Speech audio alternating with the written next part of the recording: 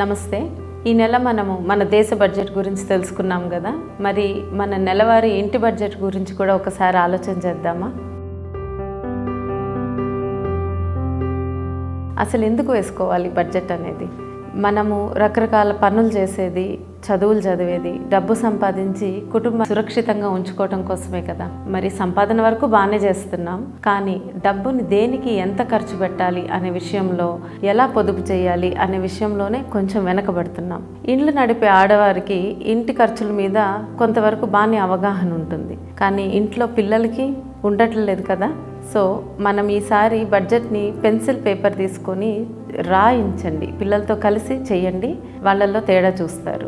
3 ముఖ్య కారణాలు ఇలా చేయాల్సిందని. 1, ఎంత చిన్న వయసులో మన పిల్లల్ని మనము ఆర్థిక లావాదేవీల్లో భాగస్వాములుగా చేస్తామో వాళ్ళల్లో అంత త్వరగా పెద్దరికం వస్తుంది. అంటే వాళ్ళకి చదువుకోవాలి బాగా అనే ఆలోచన పెరుగుతుంది, తల్లిదండ్రులు ఎంత కష్టపడుతున్నారో అర్థమవుతుంది, అనవసరం ఖర్చులకు కూడా అడగటము తగ్గిస్తారు. దీనికి ఒక చిన్న ఉదాహరణ. చిన్నప్పుడు నాన్న నాకు ఆయన పర్స్లో ఒక చిన్న కార్డు ఉండేది, విజిటింగ్ కార్డు. ఒకసారి నేను స్కూల్లో ఉన్న వయసులోనే నాకు చూపించారు. అమ్మలు, ఇది మన సంవత్సరానికి ఆదాయం, మనకి రావాల్సిన వేరే వ్యక్తుల నుంచి రావాల్సిన ఆదాయం ఇంత, మనం వేరే వాళ్ళకి ఇవ్వాల్సింది ఇంత, ఇది ఎప్పుడు నా పర్సులో ఉంటుంది, నాకేమన్నా అయితే ఇక్కడ అన్నీ ఉంటాయి చూడు అని చెప్పారు. అది చెప్పినప్పుడు ఫస్ట్ అంటే కొంచెం ఇబ్బందిగా అనిపిస్తుంది పేరెంట్స్ గురించి, కానీ నా లోపల మాత్రం నాన్న నన్ను నమ్మి ఇంత పెద్ద విషయం నాతో చెప్పారంటే నా మీద నమ్మకం ఉండబట్టే కదా అనేది మొదట నాకు అప్పుడు అనిపించింది. తెలియకుండానే నాలో ఆ పెద్దరికం వచ్చింది, అంటే నాలో ఒక ఆత్మస్థైర్యం పెరిగింది. సో పిల్లల్ని చిన్నతనం నుంచే ఇలాంటి ఆర్థిక లావాదేవీల్లో ఇన్వాల్వ్ చేయండి. 2వది, యువత.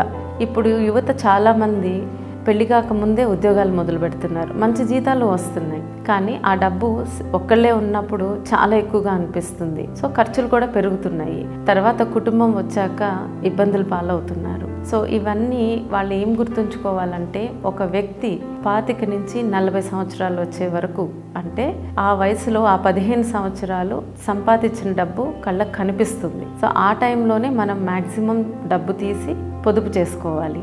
40 తర్వాత సంపాదన ఉండదని కాదు, కాకపోతే ఖర్చులు కూడా పెరుగుతాయి. అంటే పిల్లలు 10వ క్లాస్ దాటి లేదా వాళ్ళ కాలేజ్ ఫీజులు కట్టాలి, పెళ్ళిళ్ళు చేయాలి, తల్లిదండ్రుల ఆరోగ్యం ఉంటుంది, ఇలాంటివి వస్తాయి. సో వచ్చినప్పుడు మీరు ఇప్పుడు ఈ 15 సంవత్సరాలు ఎంత బాగా పొదుపు చేస్తే మీరు ఆ తర్వాత 40 తర్వాత మీకు ఇంకో 40 ఏళ్ళ జీవితం ఉంటుంది, అది అంత సాఫీగా సాగుతుంది ఈ పొదుపు చేయటం వల్ల. 3వది, ఇప్పుడు ట్రాన్సాక్షన్ మొత్తం డిజిటల్ అయిపోయింది, క్రెడిట్ కార్డులు అయిపోయినాయి. ఖర్చు పెడుతున్నప్పుడు చాలా తేలిగ్గా స్వైప్ చేయటము, పంపించటం చేస్తున్నాం. సో అందుకని ముఖ్యంగా మీరు నెలవారీ కూర్చొని బిల్స్ అన్నీ ఒక పేపర్ మీద రాస్తే కానీ ఇంకా క్లియర్గా అర్థమవుతుంది. ఇది నా రిక్వెస్ట్ ఏంటంటే, ఇది ఇంట్లో మీరు నేను ఒకటి చేశాను, నా పిల్లలతో కూడా రీసెంట్గా చేశాను, అంతకుముందు కూడా ఎప్పుడు డిస్కస్ చేస్తాం మేము. నేను చేసిందే మీతో పంచుకుంటాను, మీకు అది అనువుగా ఉంటే వాడుకోండి, లేదా మీ సొంత తయారు చేసుకోండి. ఇది చేయడానికి మీకు సమయం కేటాయించాలి. ఒక ఆదివారం కుటుంబం మొత్తం కూర్చోండి, పిల్లలతో సహా ఒక అరగంట నుంచి గంట సమయం కేటాయించండి. ఆ గంట ఎందుకు చెప్తున్నానంటే, అది రాయటం మొదలు పెడుతున్నప్పుడు కొంచెం గుండె బరువెక్కుతుంది. ఖర్చులు చూసి ఒకళ్ళనొకళ్ళు అనుకుంటారు ఇది నీ ఖర్చు అని. అయినా కంప్లీట్ చేయండి, అలిగి వెళ్ళిపోవద్దు, కంప్లీట్ చేయండి. ఆ తర్వాత ఎవరికి వాళ్ళకి మనసులో తెలుస్తుంది, నేను ఈ ఖర్చులు తగ్గించుకోవాలి, ఈ చెయ్యాలి అని. సరేనా? సో ఈ ఆదివారం ఈ పని చేయడానికి ట్రై చేయండి. మన నెలవారీ ఖర్చులు ఎలా చూసుకోవాలో ఇప్పుడు ఇక్కడ ఒక డాక్యుమెంట్ చూపిస్తాను మీకు. అంటే ఇది నేను తయారు చేసుకున్నది, అలాగే మీకు ఎవరికైనా ఉపయోగపడుతుంది అనుకుంటే కామెంట్స్లో మీకు లింక్స్ ఉంటాయి, దాని నుంచి చూస్ చేసుకోవచ్చు. ఇది మీరు ఫిల్ చేయడానికి ఖచ్చితంగా 30 నిమిషాల నుంచి గంట సమయం కేటాయించండి. క్రెడిట్ కార్డ్ బిల్స్ కానీ, ఫోన్లో పేమెంట్స్ చేసినవి కానీ అన్ని దగ్గర ఉంచుకోండి. అలాగే పిల్లల్ని ఇన్వాల్వ్ చేయండి. ఇంట్లో ఇంకెవరన్నా ఫ్యామిలీ ఉంటే అందరూ కలిసి కూర్చొని చేయండి. చేస్తున్నప్పుడు మీకు ఫస్ట్ కొంచెం ఇబ్బందిగా అనిపిస్తుంది, ఖర్చులు చూస్తుంటే గుండె జారినట్టు అనిపిస్తుంది, కానీ తప్పదు, కంప్లీట్ చేయండి. ఇది చేసినప్పుడే పిల్లలకు కూడా అర్థమవుతుంది, అంటే తల్లిదండ్రులు ఎంత కష్టపడితే ఈ ఇల్లు నడుస్తుంది, వాళ్ళ అవసరాలని ఎలా తీరుస్తున్నారు అనేది వాళ్ళకు కూడా అర్థమవుతుంది. సో ముందు నేను దీన్ని ఎలా చేశానంటే, మీకు ఖచ్చితమైన ఖర్చులు అంటే ఇవి ఫిక్స్డ్ ఎక్స్పెన్సెస్. ఇల్లు నడవటానికి ఇది కంపల్సరీ ఉండాలి. అంటే మనకు ఒక ఇల్లు ఉండాలి, ఫుడ్ ఉండాలి, స్కూల్ పిల్లలకు ఉండాలి, అలాంటివి ఖచ్చితమైన ఖర్చులు అన్నమాట ఇటువైపు మొత్తం. అలాగే ఇటువైపు ఈ రెడ్ కలర్లో ఉన్నాయి మార్చుకోగల ఖర్చులు అంటే వేరియబుల్ ఎక్స్పెన్సెస్. అంటే దీనిలో మొబైల్స్, ఎన్ని మొబైల్స్, డేటాకి ఎంత ఖర్చు పెడుతున్నారు, టీవీలు, నెట్వర్క్లు, ఇంట్లో ఇస్త్రీలు కానీ అదనపు కోచింగ్ అని, బొమ్మలని, ఇట్లాంటివన్నీ ఈ కేటగిరీలో వస్తున్నాయి. ఇవి ఎందుకు నేను రెండుగా చేశానంటే ఈ ఖచ్చితమైన ఖర్చుల్లో మీరు ఎక్కువ మార్చలేరు, ఏమి మార్చలేరు, అవి కావాలి, దాన్ని ఇల్లు నడవడానికి ఖచ్చితంగా కావాలి. అదే ఈ వేరియబుల్ అంటే మార్చుకోగల ఖర్చుల్లో కొంచెం తగ్గించుకోవచ్చు. ఇక్కడే మనకు అన్ని కళ్ళ కట్టినట్టు కనిపిస్తాయి అన్నమాట. సో మీకు ఒక ఎగ్జాంపుల్ చూపిస్తాను. ఇప్పుడు ఇల్లు అంటే ఇల్లు నడవడానికి దీనిలో ఖచ్చితంగా కావాల్సింది ఏంటి? అద్దె, ఇల్లు ఉన్న కొన్నాళ్ళకైతే ఆ ఈఎంఐస్, కమ్యూనిటీ ఫీజు అలాంటివి, కరెంటు, గ్యాస్, నీరు, తర్వాత ఇంకేదన్నా రెంట్స్ ఉంటే మీరు సో అవన్నీ ఇక్కడ ఫిల్ చేయండి. అలాగే మార్చుకోగల ఖర్చుల్లో మొబైల్ ఫోను, ఇంటర్నెట్, టీవీ. ఇప్పుడు చూడండి రవాణా అంటే వర్క్కి వెళ్ళాలి కదా, సో వాహనం లోను, రవాణా ఖర్చు, వాహనానికి సర్వీసింగ్ చేసేవి.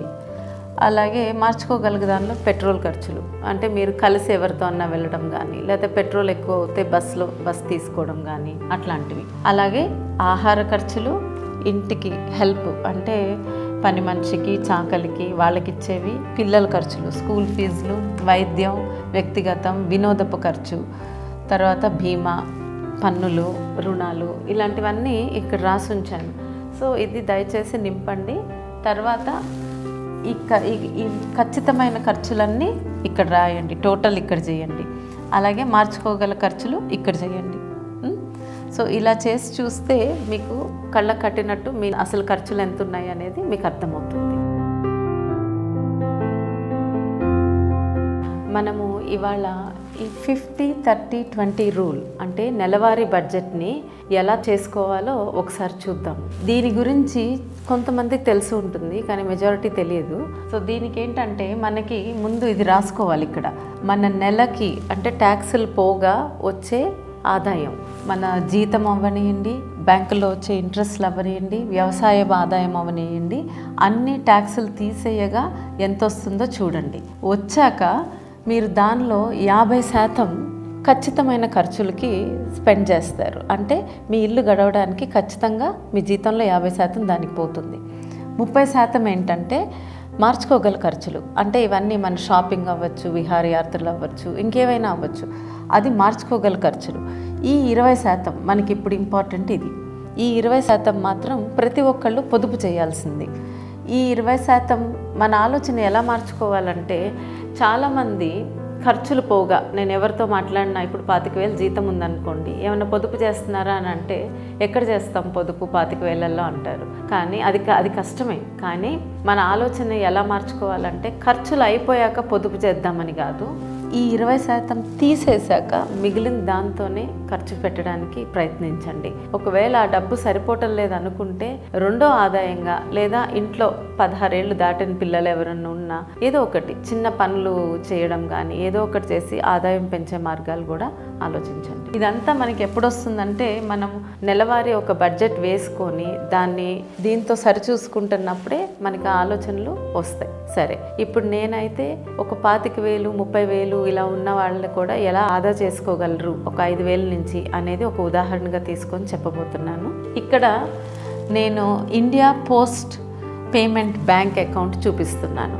అంటే మీకు చాలా ప్రైవేట్ బ్యాంక్స్లో ఉండొచ్చు. నేను ఈ పర్టికులర్ బ్యాంక్ ఎందుకు తీసుకున్నానంటే దీనికి మొబైల్ యాప్ ఉంది, ఇది గవర్నమెంట్ బ్యాంక్, ఇది రిజర్వ్ బ్యాంక్తో కలిసి ఒక మంచి లైఫ్ జీవిత బీమా, ఆరోగ్య బీమా మనకి తక్కువ ఆదాయం ఉన్న వాళ్ళకు కూడా కట్టుకునేటట్టు అవకాశం ఉంది ఈ ఇండియా పోస్ట్ పేమెంట్ బ్యాంక్లో. సో నా జీతం అంతా ఇప్పుడు ఈ సేవింగ్స్లోకి వస్తుందన్నమాట. వచ్చాక నెక్స్ట్ మనం ఏం చేయాలి? ఇప్పుడు నా ఆదాయం ఓన్లీ దీనిలో 25,000 ఉందనుకోండి. ఇప్పుడు మనం ఇక్కడ క్యాలిక్యులేషన్ చేసుకున్నాం కదా, 20%. 25,000లో 20% అంటే 5,000. ఈ 5,000 మీరు తీసేయాలి, మిగతా డబ్బుతోనే మీరు ఇల్లు గడవాలి. సో నాకు నెల 5,000 వస్తుంది పొదుపు చేయడానికి. సో దాన్ని ఎలా చేస్తానో ఇప్పుడు చూపిస్తాను. బ్యాంక్లో దానిలో నుంచి ఒక 5,000 వచ్చాక ముందు ఫస్ట్ ప్రతి వ్యక్తి చేయాల్సింది జీవిత బీమా, తర్వాత ఆరోగ్య కార్డు ఉండాలి ఒకటి, ఆ తర్వాత అత్యవసర నిధి ఎమర్జెన్సీ ఫండ్ అంటారు. ఈ 3 ఎంత సంపాదన ఉన్నా మీరు ఈ 3 మాత్రం ఖచ్చితంగా చేయాల్సినవి. జీవిత బీమాలో మనకి రకాలు ఉన్నాయి. చాలా తక్కువ ఉన్నవాళ్ళు సంవత్సరానికి 500 రూపాయలు కడితే మీకు ప్రధానమంత్రి జీవన జ్యోతి బీమా యోజన అని ఒకటి ఉంది, పిఎంజే అంటారు. 500 రూపాయలు మాత్రమే సంవత్సరానికి కడితే మీకు 2 లక్షలు కవరేజ్ ఉంటుంది. అంటే యాక్సిడెంట్ అయినా ఏ విధంగా అయినా చనిపోతే.